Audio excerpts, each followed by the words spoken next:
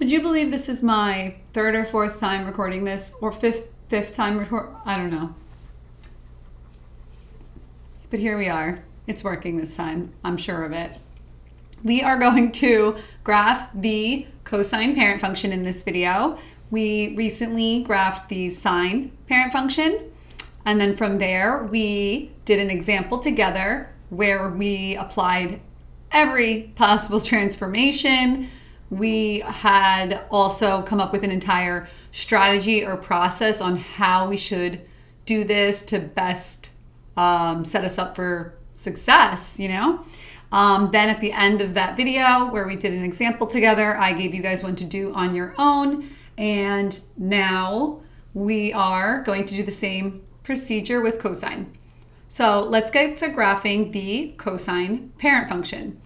The way I'm going to show you to do this is going to set you up so that in the future, and in the event that you forget what was the cosine parent function again, which one's sine, you have the ability, you have the tools inside your brain to take a second, think, pause, and piece it together and be like, okay, this has to be cosine, this has to be sine, positive, negative, whatever, and you're going to be good to go. Let's see. So the first thing I'm going to do is write down the equation. You should always do the same. So y equals cosine of x.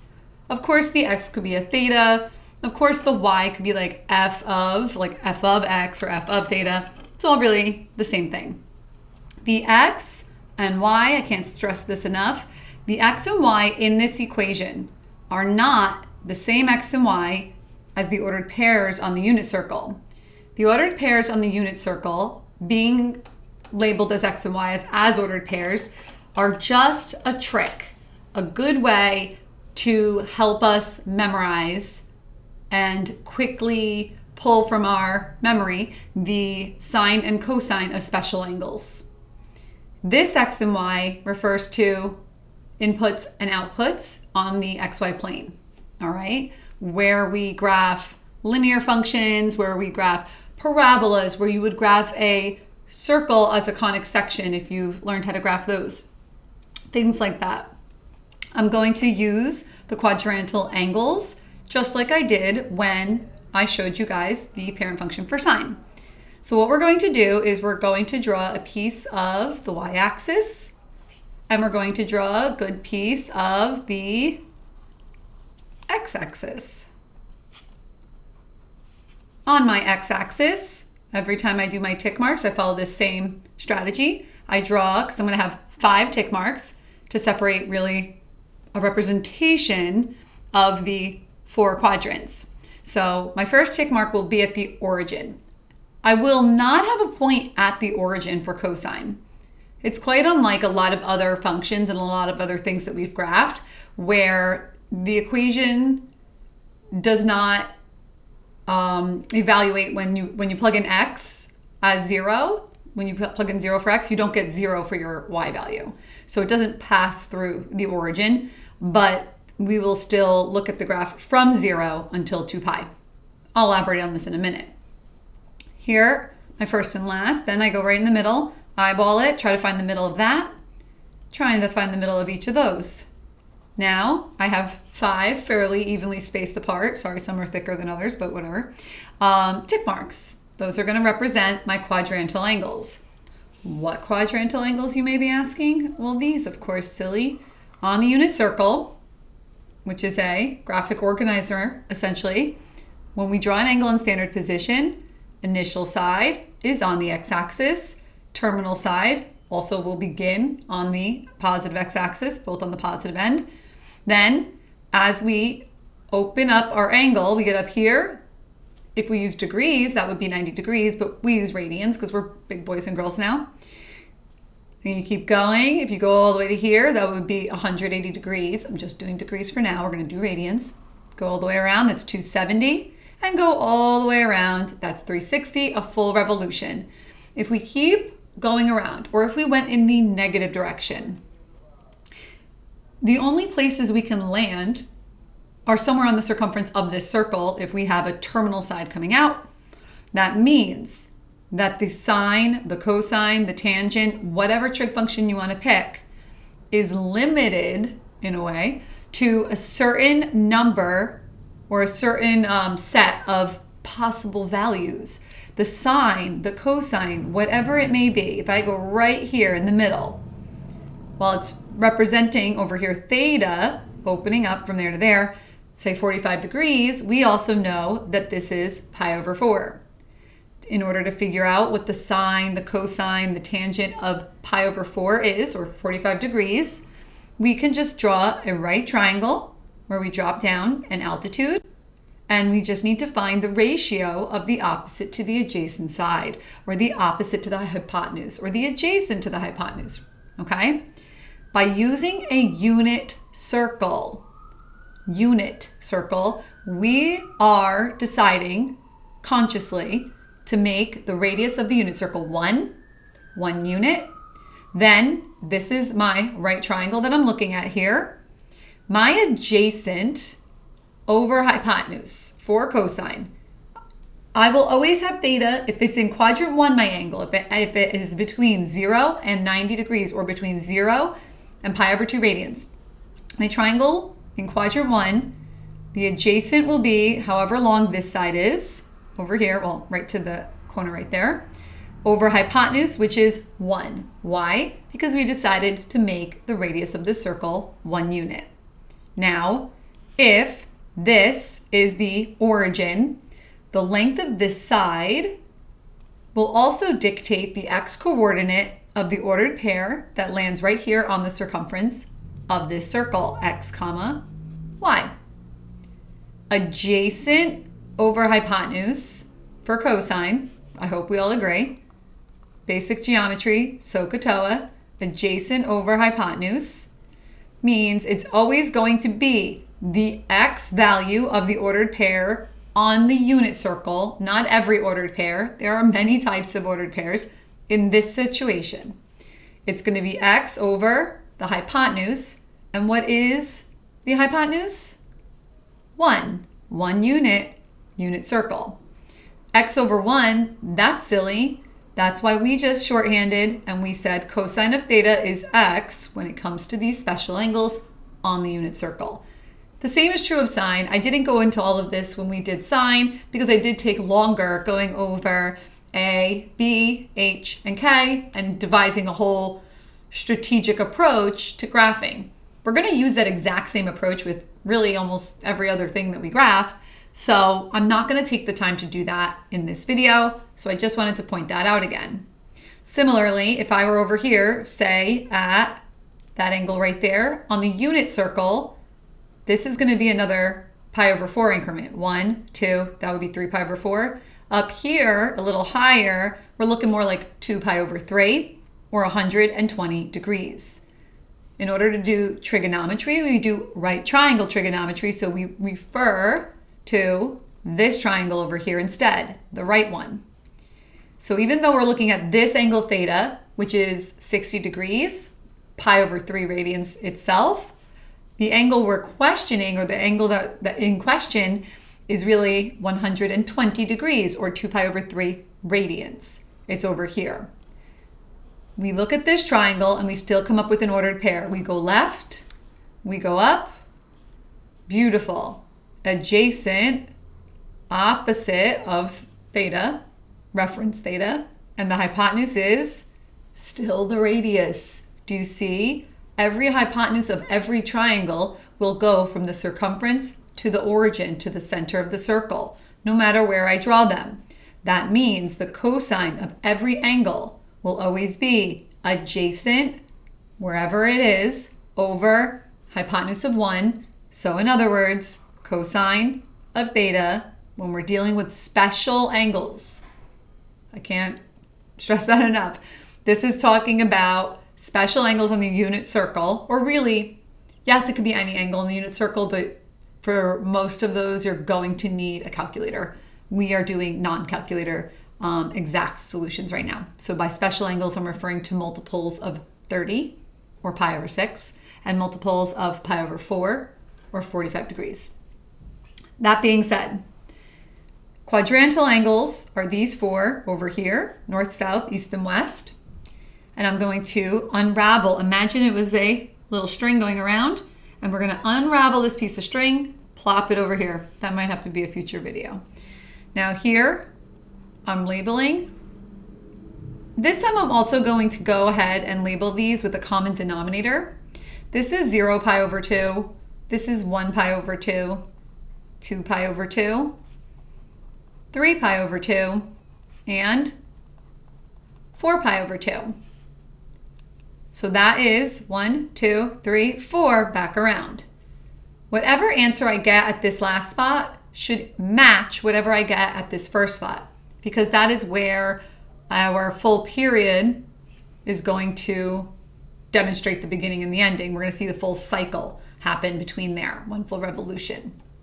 So as long as the period is not manipulated, which would be based off of the b value changing. So if the period is not manipulated, it will default to 2 pi. So wherever you pick to start looking at either sine or cosine as a graph, 2 pi later, whether to the left or to the right, you should have that same output value, that same y value, the same height on the graph. Now, since it's adjacent over hypotenuse, and in any triangle, I just want to fix the focus a little bit. In any triangle, especially these right triangles, the hypotenuse is across from the 90, and by a dozen different reasons, the hypotenuse is the longest side. Then it is impossible for this fraction, adjacent over hypotenuse, to ever be something bigger than 1, because in order for any fraction to be bigger than 1, okay, for any fraction to be bigger than 1, the numerator has to be bigger than the denominator, and the adjacent, I promise you, the adjacent side of a right triangle, when theta is, of course, an acute angle, it wouldn't be the right angle, the adjacent side will always be shorter than the hypotenuse, so it cannot be bigger than 1. That means I'm going to go over here, and I'm only going to worry about plotting a tick mark for 1, marking a tick mark for 1, and marking a tick mark down here for, I should mix this 2 a little bit like this, down here for -1. If you've ever heard of an oscillating, an oscillating fan is a fan that does like this, kind of like, I guess like a sprinkler kind of does that too.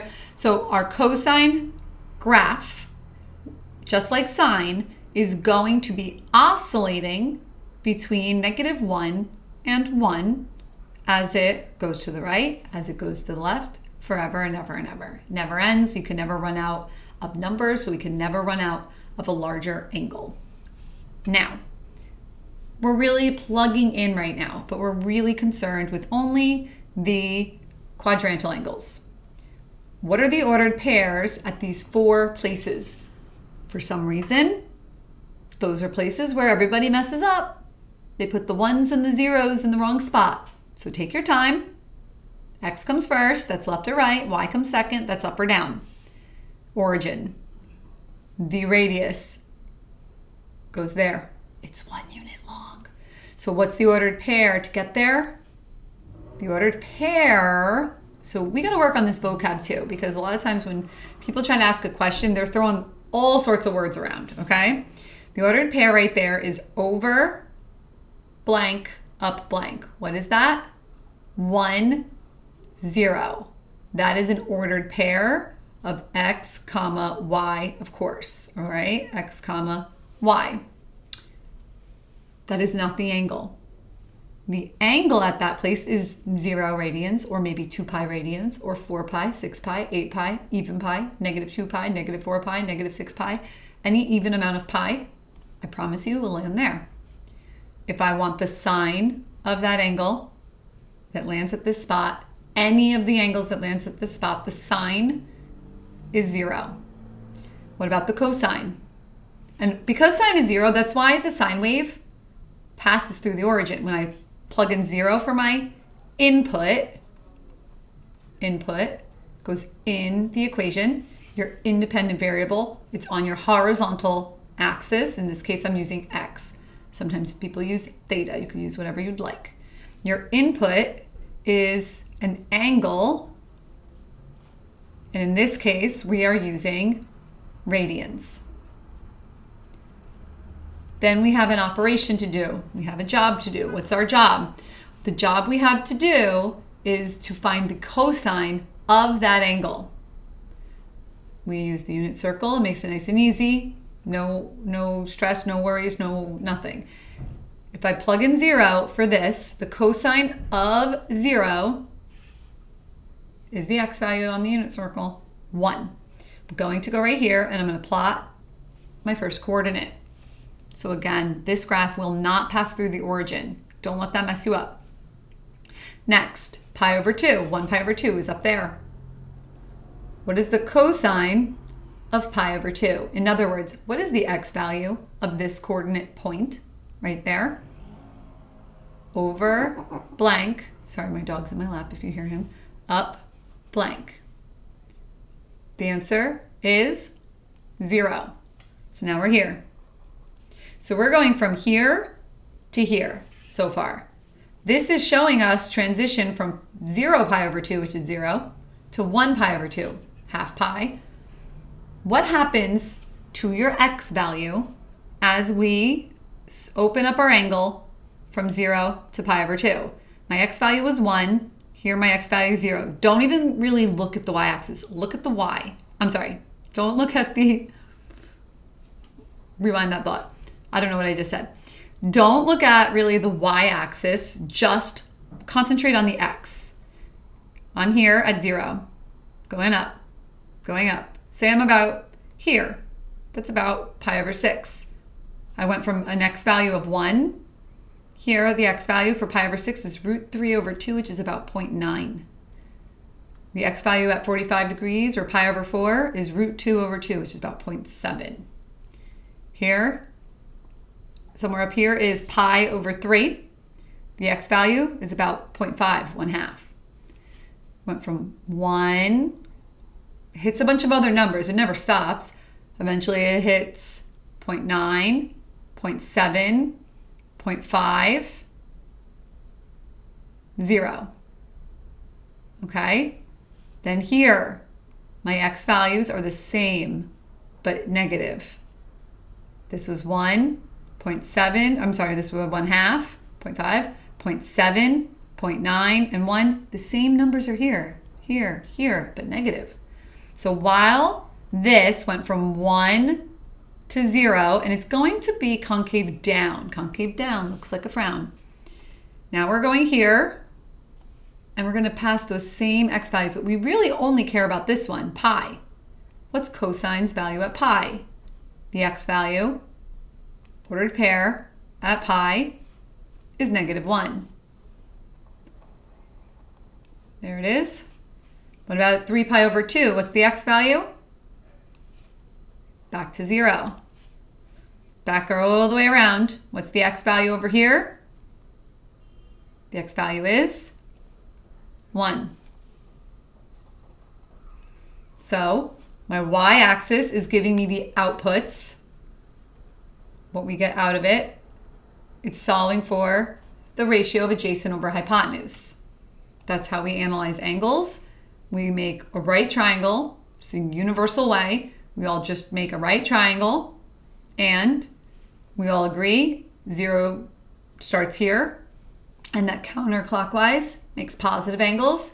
We draw a right triangle as a reference triangle by connecting it down to the x-axis, and we analyze the ratio of whatever two sides it may be. For sine, opposite over hypotenuse. For cosine, adjacent over hypotenuse. For tangent, opposite over adjacent. And then the 3 reciprocals, all 6 possible combinations of two sides of a right triangle. Bam, right there. Then we use that as our way of analyzing angle size. Okay, that's our way of analyzing the size of an angle. Now, again, these numbers are going to have that same piece of curve, that same pattern, but it's going to be negatives, then it's going to be the same negative numbers, but going in the other direction, going more positive, and then it's going to be these same numbers here, but in reverse order over there. So what will this all look like when you draw it? Because look at this skeleton, it's 3 dots. That's all it is. 1, 2, 3. Can I count? Sorry. 1, 2, 3, 4, 5. It's 5 dots.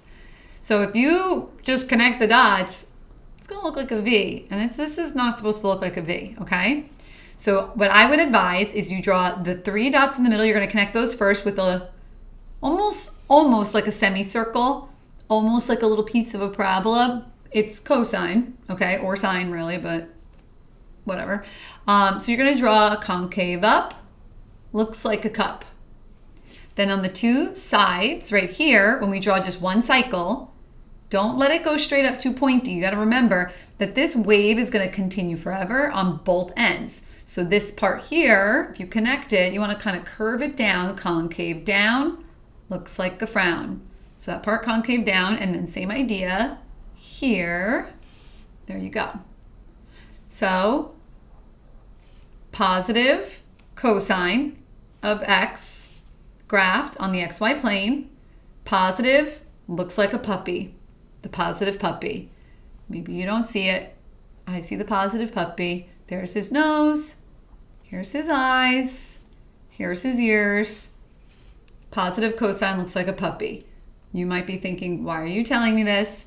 It's because it gets to be kind of confusing when we have 6 different trig functions, positive and negative, and you just need to know what the basic parent function looks like, positive or negative, and apply transformations to it. But if you don't remember what the original one looked like, you're not going to have the right final product, you know? So here's positive cosine.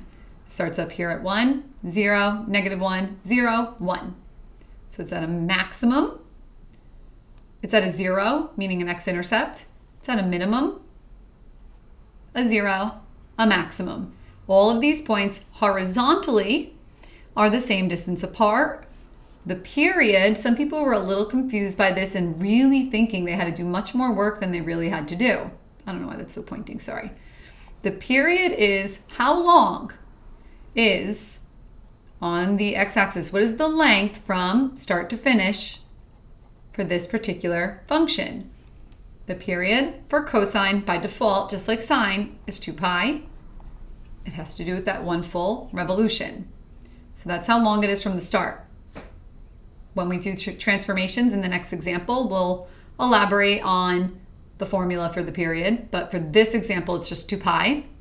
What about Q? How do you figure that out? 1/4 of the period. It literally is just 1/4 of the period, no matter what. So as long as you use the formula to figure out the period, 1/4 of the period will literally just be 1/4 of the period. That's an equation. Translate it to math. 1/4 period will equal 1/4 of the period. And the word is could be replaced with an equal sign. 1/4 period is 1/4 of the period. So you need that in order to figure out that. So I guess I'll write the whole formula. The period is, and we'll elaborate on it, like I said in the next part though, 2 pi over b as a formula, just like sine. Period's 2 pi in this case. 1/4 period is literally 1/4 of the period. And in this case, you could just say it's pi over 2. Why? Because you could see it with your eyeballs, right? How much is 1/4 of the period? If the period is 1 full time around the circle, I think you should know it's pi over 2. But what if you don't? Well, 1/4 period is equal to then 1/4 of 2 pi. Well, 2 pi is really 2 pi over 1. Think smarter, not harder. Remember, we can divide before we multiply, as long as you follow all the rules. 1/4 period equals, so that becomes a 1 and a 2. 1 times pi is pi. 2 times 1 is 2. Now, sometimes you're going to leave the bigger denominator because it's going to end up being a common denominator and you're going to be comfortable and good with that. But whenever possible, we want to reduce and keep it like that. You're also going to see, just like the sine example, I'm not going to reduce the values on my x-axis. It just makes things a lot easier for us to know we're doing the right thing. There's no reason for us to, some of us simplify and some of us not, and then we're going to be confused, like comparing answers or going over things. Just let's all not reduce. Leave it a common denominator, but make sure they're the same. But if you use the common denominator of 30, but your friend used a common denominator of 15, chances are the person who used 30, you're wrong. Like, that's not the least common denominator if 15 works. So just make sure we're all on the same page there.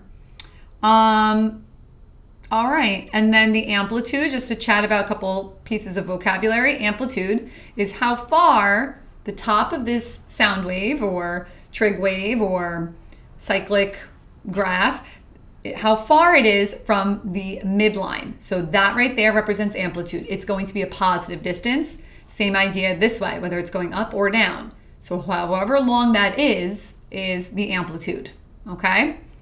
And we talked about amplitude, we talked about the period a bit, we talked about a quarter period. This line over here is still called the sinusoidal axis. It will not be called the cosinusoidal axis just because it's cosine. Cosine is really derived from sine anyway. It's just still the sinusoidal axis. I hope you can all spell it.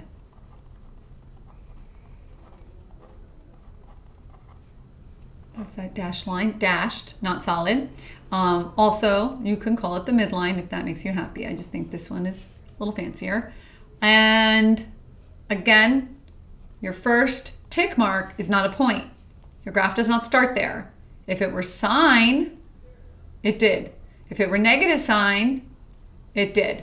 So let's just also quickly sketch out negative cosine. We're not fully going to draw it, and I'm going to do it again in the next video, but positive cosine looks like a puppy.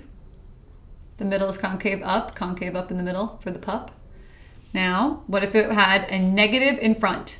So y equals negative cosine x. Not changing anything else, just the negative. That's a vertical reflection. 1, 2, 3, 4. Now, if you look here, when you do it this way, I do this all day, every day. So like, yeah, they're kind of spaced apart fine, but you'll see like a lot of times the spacing is just atrocious. So you want to watch out for that.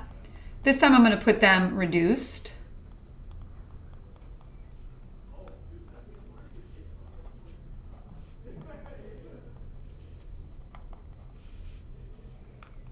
Okay, negative cosine, vertical reflection like that. So what's going to happen? You're going to get these 3 dots and then 2 more right there. I keep saying 3, but 3, 4, 5. And then how do we draw? Start in the middle. Concave down looks like a frown. Negative, concave down looks like a frown. Here, concave up looks like a cup. Like this and like this. Little arrow. Now we don't draw these arrows all the way up, otherwise it's going to look like it's a polynomial and not a trigonometric function, which is cyclic. This looks like a little ghost to me, like a little Snapchat ghost. So the negative cosine kind of looks like a little ghost, and this guy looks like a little pup, like a reindeer, moose, I don't know, something with ears or antlers. So sometimes I see like Darth Vader with his helmet on too. So negative, I think bad guy. I don't know. All right. So if you think that you can handle remembering based on the quadrantal angles what the shape of a positive cosine looks like and a negative cosine, then you should also know what a positive sine and a negative sine parent functions, right? These plain versions. If you think you could handle remembering what these look like, put thumbs up on the video. If you are still overwhelmed and confused and freaking out, put a thumbs down. One last thing, everything's one last thing, I'm sure. A cosine parenthesis B parenthesis x minus h close plus k. So the same structure, which we keep applying to literally everything, is going to be used in our next video where we're going to be graphing an example together. So I hope you'll join me there, go over that example together, and then get one to do on your own at the end of that video. All right? I hope this was helpful and have a good day.